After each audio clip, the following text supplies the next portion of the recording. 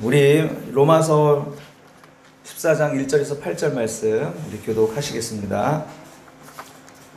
믿음이 연약한 자를 너희가 받되 그의 의견을 비판하지 말라. 어떤 사람은 믿음이 연약한 자를 세상하느니라. 먹는 자는 먹지 않는 자를 업신여기지 말고 먹지 않는 자는 먹는 자를 비판하지 말라. 이는 하나님이 그를 받으셨음이라. 남의 하나님을 비판하는 건 누구냐? 그가 세우는 것이나 넘어지는 것이 자기 주인에게 있으매 그가 세움을 받으니 이는 그를 세우신 권능이 주께 있습니다. 어떤 사람은 이 날을 저 날보다 낮게 여기고 어떤 사람은 모든 날을 같게 여기나니 각각 자기 마음으로 확정할지니라. 나를 중히 여기는 자도 주를 위하여 중히 여기고 먹는 자도 주를 위하여 먹으니 이는 하나님께 감사하며 먹지 않는 자도 주를 위하여 먹지 아니하며 하나님께 감사합니다. 우리 중에 누구든지 자기를 위하여 사는 자가 없고 자기를 위하여 죽는 자도 없도다. 우리가 살아도 주를 위하여 살고 죽어도 주를 위하여 죽나니 그러므로 사나 죽으나 우리가 주의 것이로다. 아멘. 우리 받으심이란 제목으로 다시 한번 말씀을 나누도록 하겠습니다. 우리 지난주 설교 기억하시는지요? 믿음이 연약한 자가 있는가 하면 또 믿음이 강한 자가 있습니다. 그러나 그 믿음의 경중에 따라서 모든 성도들은 그 과정 중에 있다. 종말을 향해 가는 그 선들 위의 점들이 바로 우리라고 말씀을 드렸습니다. 믿음이 강한 자가 약한 자를 업신여길 수 없는 것은 그 강한 자라 할지라도 그리스도의 장성한 분량을 바라볼 때 우리는 항상 미달이라는 것을 느끼고 부족함과 연약함을 느끼기 때문입니다. 그러니 어떻게 우리가 사람들에게 비판하며 또 교만할 수가 있겠습니까? 그럴 수가 없는 것입니다. 그래서 그런 의미에서 우리에게 있어서 신앙의 강자는, 신앙의 절대 강자는 존재하지 않는다, 이렇게 말씀드렸습니다. 지난주에는 이 신앙이 좋다 강하다 하는 사람들이 결코 약한 자를 비판해서는 안 된다라고 말씀을 드렸는데요. 그러면 신앙이 약하다고 하는 사람들이 강한 자를 비판할 수 있죠. 오늘 본문에도 비판할 수 있는데 어떻게 비판하는가? 그리고 그 신앙이 약한 자란 도대체 누군가 하는 것입니다. 오늘 본문에서 말하는 그 신앙이 약한 자는 어떤 사람일까요? 주의를 잘 못 지키는 사람이 신앙이 약한 사람일까요? 물질의 인색함으로 인해서 헌금하지 못한 사람이 믿음이 없어서 신앙이 약해서일까요? 그런 건 믿음이 없어서일 것이고, 여기서 말하는 믿음의 약함이란 것은 이런 거죠. 이제 우리 김기숙 자매님이 세례를 받으셨습니다. 이제 세례를 받고 이제 새바람교회 성도가 되었으니 이제 매일 큐티를 해야 돼요. 그래서 맨날 목회자가 찾아가서 말씀 읽었습니까? 큐티 했어요? 기도 몇 분 했습니까? 안 했죠. 영적 생활을 어떻게 하시려고 그러십니까? 막 이렇게 이제 책망하고 막 그렇게 한다면 믿음이 제가 강한 것처럼 보이죠. 내가 이렇게 책망하고 비판하면 제가 믿음이 강한 것처럼 보이잖아요. 민혁이가 정확하게 봤어요.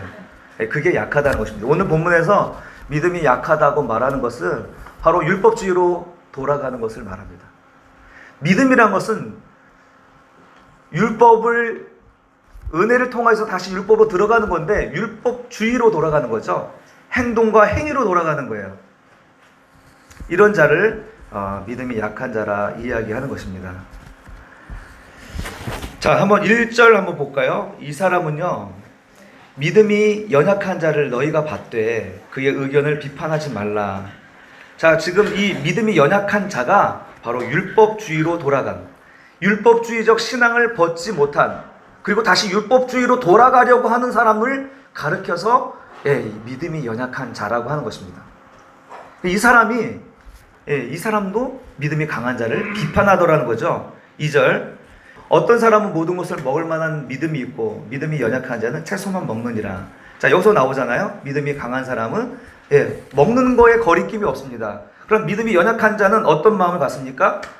지금 이 음식은 내가 먹기에는 적당한 음식이 아니고 우상에게 바쳐진 제물이기 때문에 나는 이 고기를 먹을 수 없어. 그래서 나는 채소만 먹어야지 하는 그런 마음을 가지고 이제 율법을 지키는 것이거든요. 그러니까 믿음이 약하기 때문에 그래요. 그래서 예전에 과거에 주신 그 율법을 따라서 지금 나는 채소만 먹겠다라고 이야기하는 것입니다. 자, 3절과 4절 한번 볼까요? 먹는 자는 먹지 않는 자를 업신여기지 말고 먹지 않는 자는 먹는 자를 비판하지 말라. 예, 먹는 것도 먹지 않는 것도 중요한 일이 아니다라는 것입니다. 중요한 것은 하나님이 그를 받으셨다는 것이죠. 오늘 우리는 이런 율법주의적인 신앙이 아주 만연되어 있습니다. 어떤 면에서 이렇게 지적하고 이것은 죄야, 이것은 율법에 어긋나, 하나님 말씀 이거 하지 말라고 했는데 왜 이거 해? 라고 말하는 사람들이 신앙이 더 좋아 보이는, 그래서 그것이 믿음인 줄 착각하는 사람들이 너무 많아요. 그래서 그 말씀의 기준, 율법의 기준을 가지고 얼마나 많은 사람들을 판단하고 비판하고 관계를 끊고 정죄하는지 모르겠습니다. 여러분 3절과 5절 보시면요, 먹는 것, 또 모든 날 믿음이 강한 자들이 하는 이야기입니다. 믿음이 약한 자들은 먹지 않고 또 이날을 전날을 중하게 여기는 사람들입니다. 그것은 아무 문제가 아니라는 거예요. 복음을 아는 사람은요, 율법주의가 믿음이 약한 것임을 압니다. 율법주의는 믿음이 강한 게 아니에요. 행위를 강조하고 그것을 지키네 안 지키네 말하는 사람들은 믿음이 강한 사람이 아니라니까요. 복음을 잘 모르면 어떻습니까? 종교적인 행위, 율법적 규율을 잘 지키는 것에 우리의 믿음과 또 신앙으로 착각하는 경우가 많이 있는 것이죠. 이렇게 복음을 잘 모르고 율법적인 사람들이 복음을 전하면 그 복음을 받아들이는 사람이 그 복음으로 느끼겠습니까? 복음이 아니죠. 굿뉴스가 안 되잖아요. 율법과 종교 행위가 그들에게 복음이 될 리가 없는 것입니다. 믿음이 강한 자가 믿음이 약한 자를 비판하는 것도 문제입니다. 신앙에 절대 강자가 없는데 어떻게 믿음이 강하다고 해서 믿음이 약한 자를 비판할 수 있겠습니까? 그런데 이렇게 믿음이 약한 자도 믿음이 강한 자를 비판하는 일이 많이 있다는 것입니다.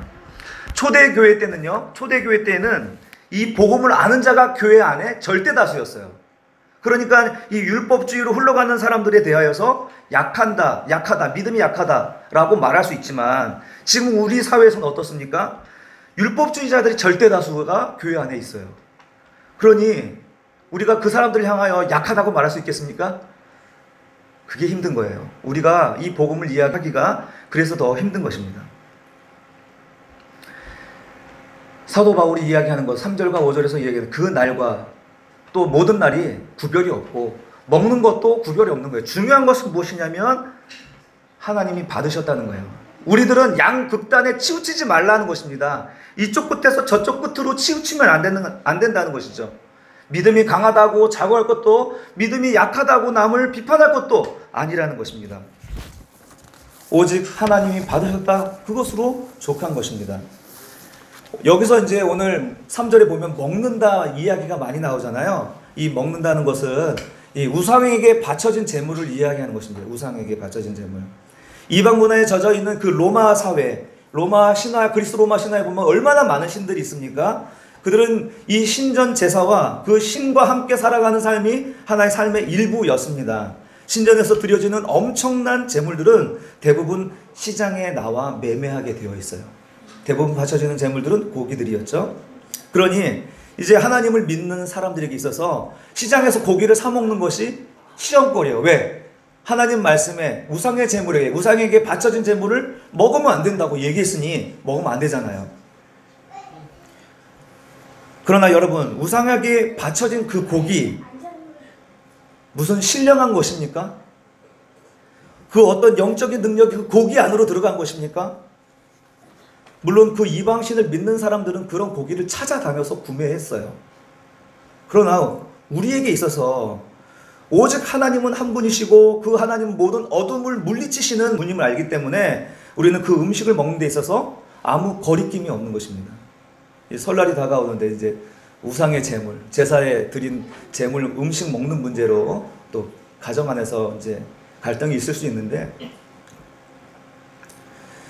어떤 분들은 어떤 집에 들어갈 때 이 부적이 이렇게 딱 붙어 있거나 뭐죠? 그 북어가 이렇게 새끼줄에 매어 있는 것을 보면은 굉장히 영적으로 막 눌리는 분들이 있어요.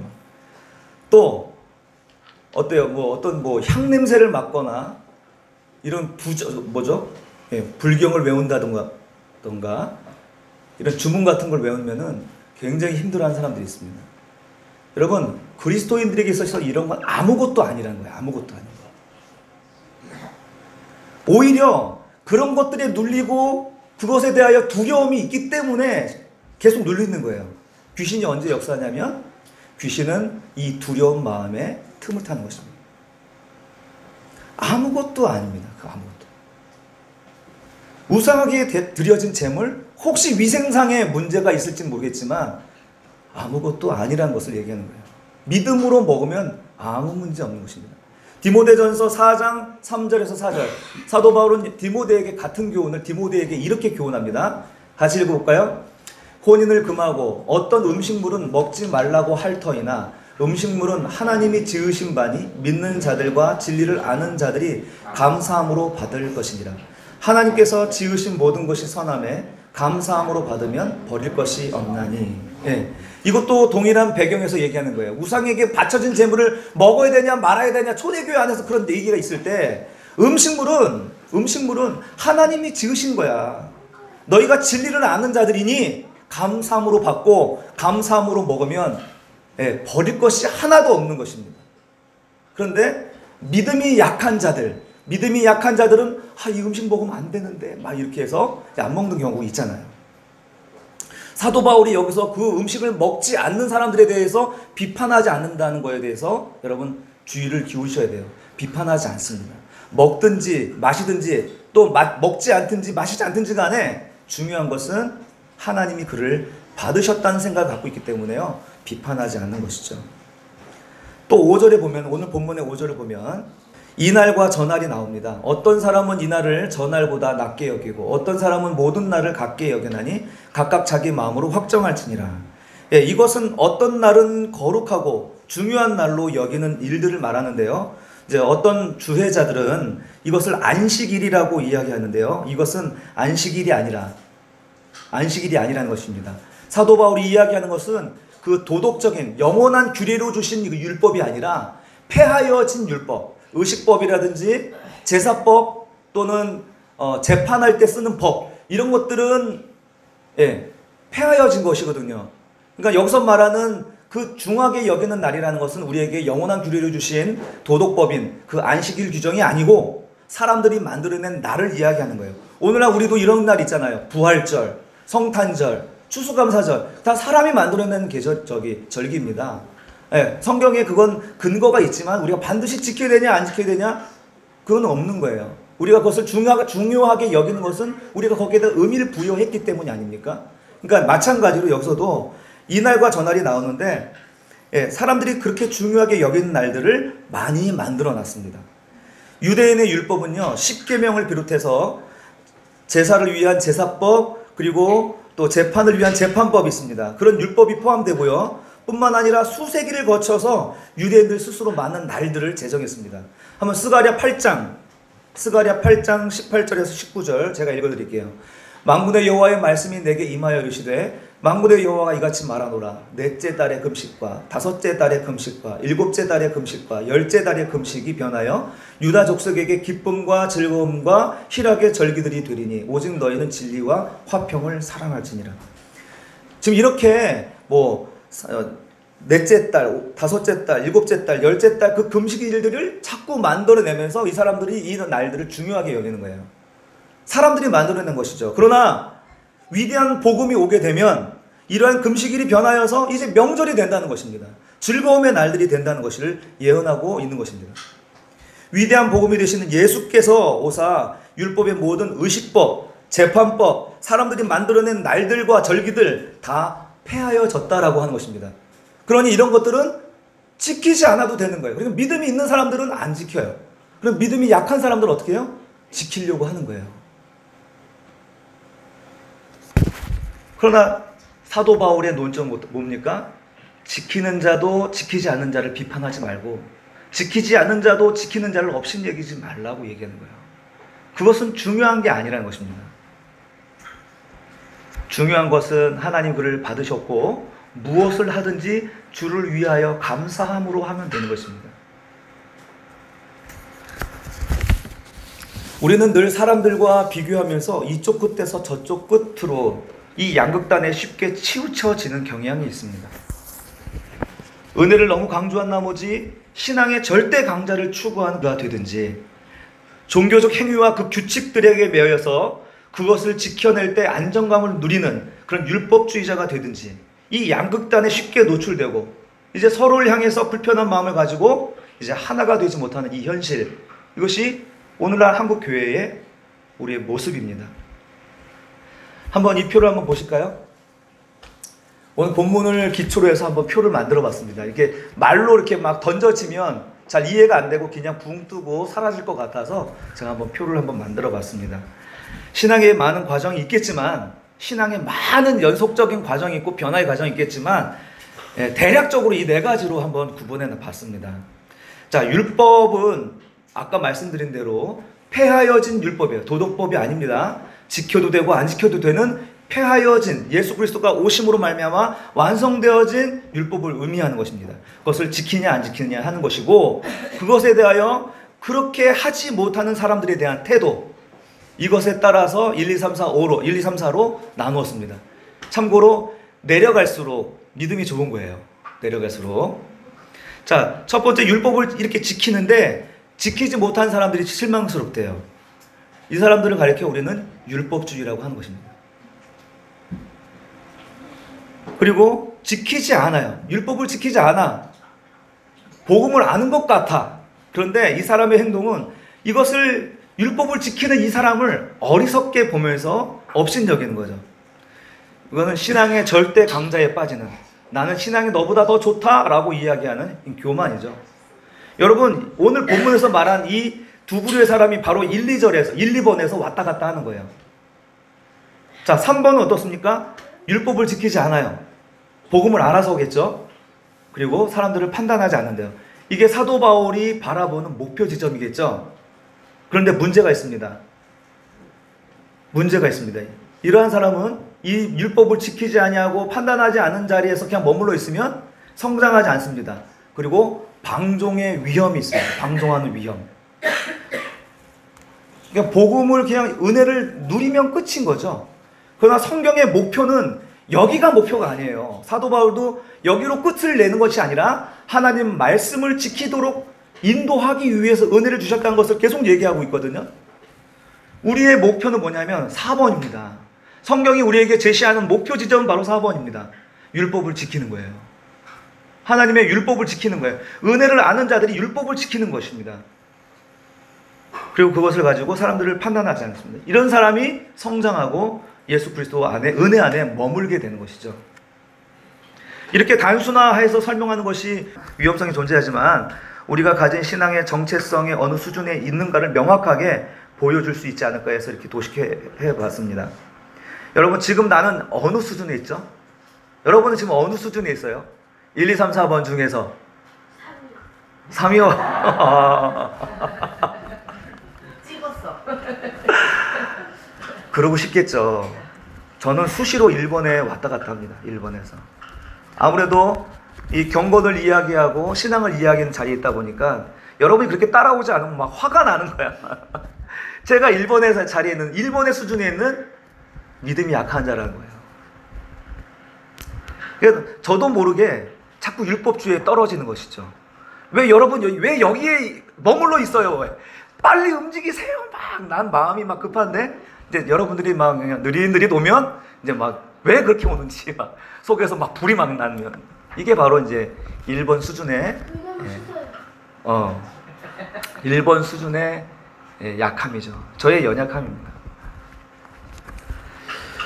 우리 역시 1, 2번에서 왔다 갔다 하는 것 같아요. 1, 2번에서 왔다 갔다 하면서 갈등하고 극히 초보적인 모습 속에 있는 것 같습니다. 또 웃긴 건 뭐냐면 한국 교회 수준이 바로 이 율법주의적인 수준에서 벗어나지 못했다는 것입니다. 근데 더 큰 문제는 뭔지 아십니까? 그것이 거룩인 줄 알아요. 그것이 순결함인 줄 알아요.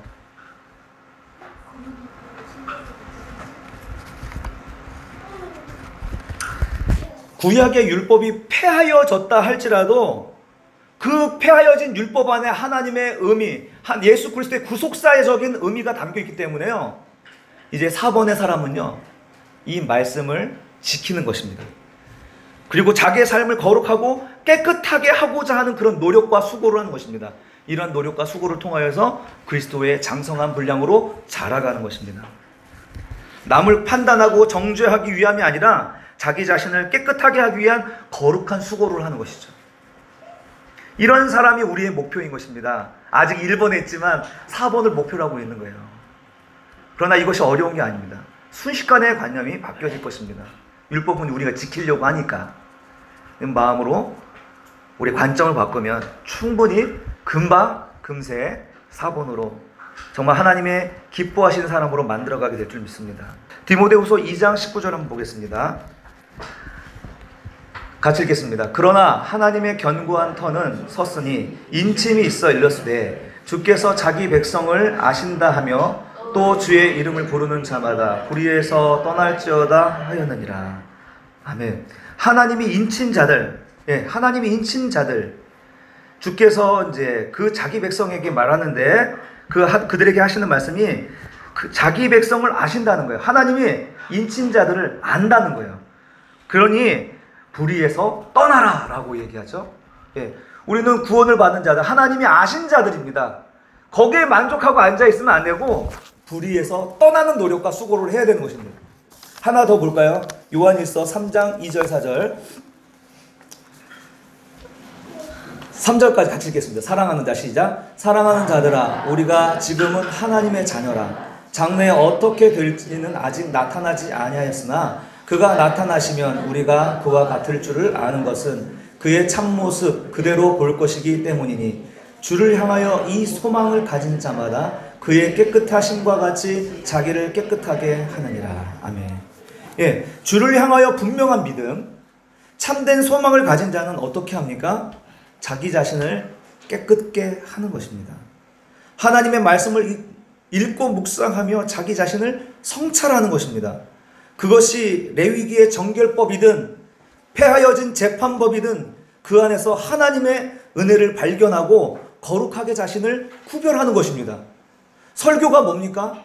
우리가 설교할 때 그 레위기의 재판법이나 의식법들 설교 안 합니까? 하잖아요. 왜 설교해요? 거기에 하나님의 은혜가 있기 때문이잖아요. 그 율법 안에 예수 그리스도가 예표되어 있기 때문이잖아요. 그러니 우리가 폐하여진 율법이라 할지라도 그 율법 안에 담겨있는 하나님의 은혜를 묵상하고 자기 자신을 성찰할 때 우리 자신을 깨끗게 할 수 있는 거 아니겠습니까? 이렇게 주를 향한 분명한 믿음이 있고 참된 소망을 가진 자는 이렇게 자기 자신을 깨끗게 하는 수고를 하는 것입니다. 4절 죄를 짓는 자마다 불법을 행하나니 죄는 불법이라. 그러니까 무슨 말이냐면 주를 향한 분명한 믿음, 참된 소망을 가진 자는 죄에게 방종하여 마음껏 살 수 없다라는 것을 이야기하는 것입니다. 방종하는 삶에 머무를 수 없다는 것입니다. 우리가 앞서 보았던 1번과 2번의 굴레에서 우리가 벗어나야 4번의 사람들처럼 예수 그리스도를 닮고 자라갈 텐데, 자, 1과 2번의 굴레에서 율법주의와 무율법주의자들에게서 벗어나기 위한 그 지침이 무엇인가? 우리 5절이죠. 자기 마음으로 확정하는 것입니다. 5절 한번 읽어봅시다. 어떤 사람은 시작. 어떤 사람은 이 날을 저날보다 낮게 여기고 어떤 사람은 모든 날들을 같게 여기나니 각각 자기 마음으로 확정하지니라. 사도 바울은 이런 것들이 절대적이고 본질적인 게 아니니까 각각 자기가 은혜를 쫓고 주를 위하여 가는 대로 자기 마음에 확정하면 되는 것입니다.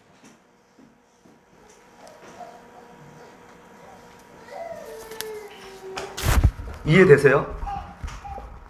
어떻게 확정하지? 주를 위하여서 그 은혜 안에 머물기 위한 자기의 수고를 하면 율법을 지키는 것도 하나님 앞에서 은혜가 되는 것이고요. 그것을 율법을 지키지 않는, 폐하여진 율법을 지키지 않는 것도 그 믿음 안에서 자기가 살아가는 것입니다. 중요한 것은 우리가 주님을 위한 것이냐, 그리고 그것을 통해서 내가 하나님께 감사하고 있느냐, 불평하고 원망하고 비교하지 않고, 중요한 것은 그것인 것이죠. 하나님의 은혜는요, 우리로 하여금 핑계하는데 도움을 주려고 주신 게 아닙니다.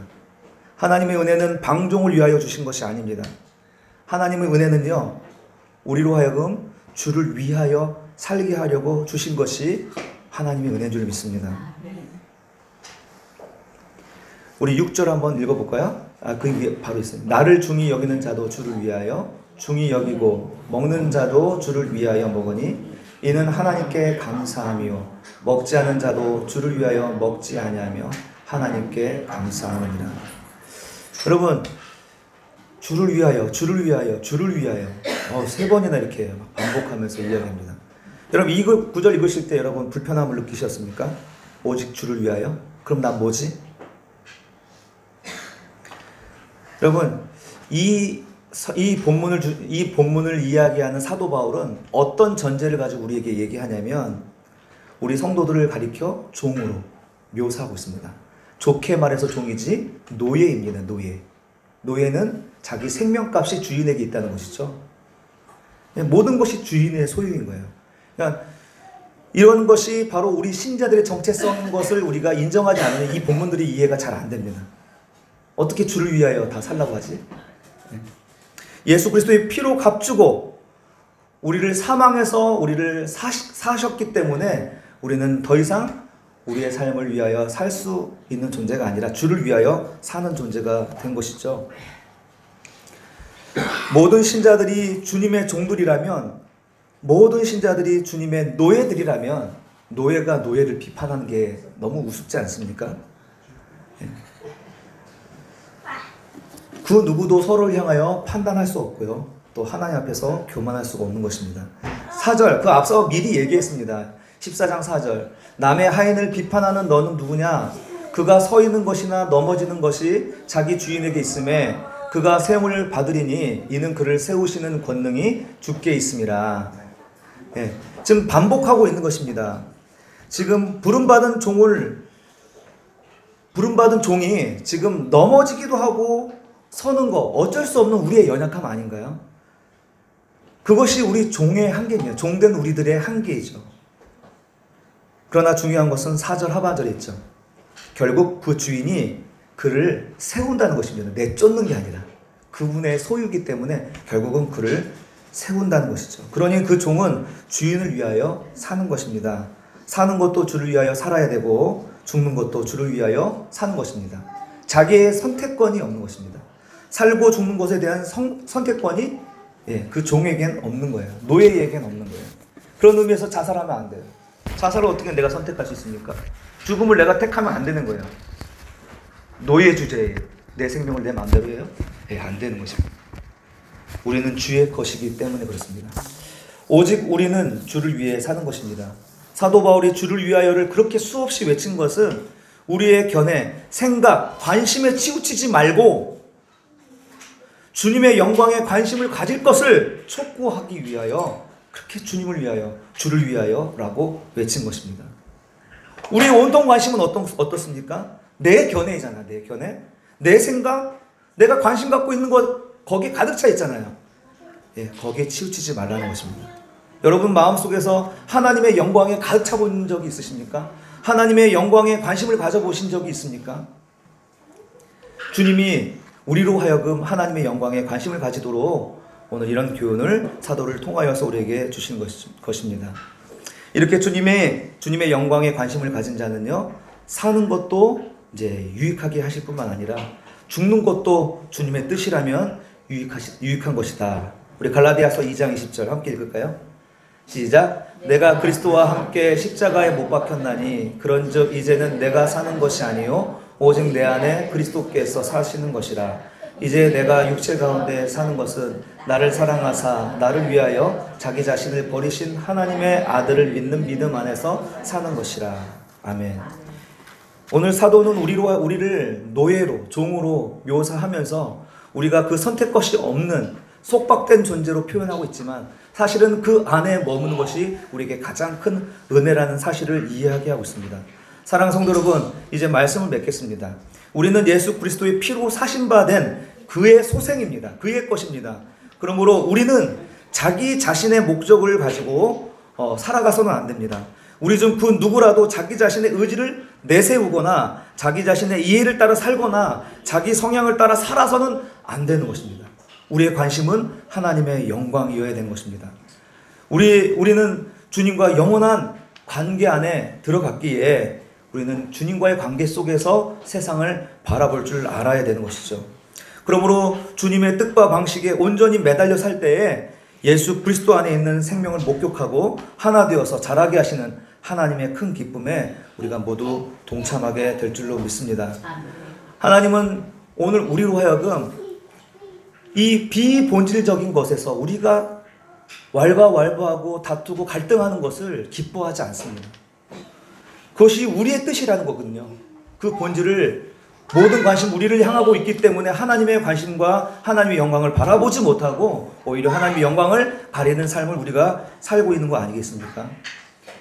오늘 우리가 말씀을 통하여서 함께 기도할 것은 우리가 하나님의 관점과 관심으로 우리가 신앙생활을 하는 것이 필요하지 않을까 하는 것입니다. 우리가 원하는 소원, 견해 이런 생각이 온통 우리가 빠져 있었다라면 이제 우리의 생각과 관점, 그걸 우리가 관점이라고 하잖아요. 이 관점을 이제 하나님의 것으로 바꿔서 세상을 바라볼 수 있었으면 좋겠습니다. 본질적인 것만 바라봤으면 좋겠습니다. 비본질적인 것, 해도 되고 안 해도 되는 것들 때문에 얼마나 많은 갈등을 하는지, 부부간에도 그렇고 교회 안에도 그렇고, 우리 사회생활 속에서 그런 갈등으로 인해서 별거 아닌 거 가지고 큰일을 당하는 일들 얼마나 많습니까? 이제 그런 좁은 생각을 내려놓고 하나님의 관점으로 하나님의 마음으로 세상을 바라볼 수 있는 저희들이 되게 해달라고 기도했으면 좋겠습니다.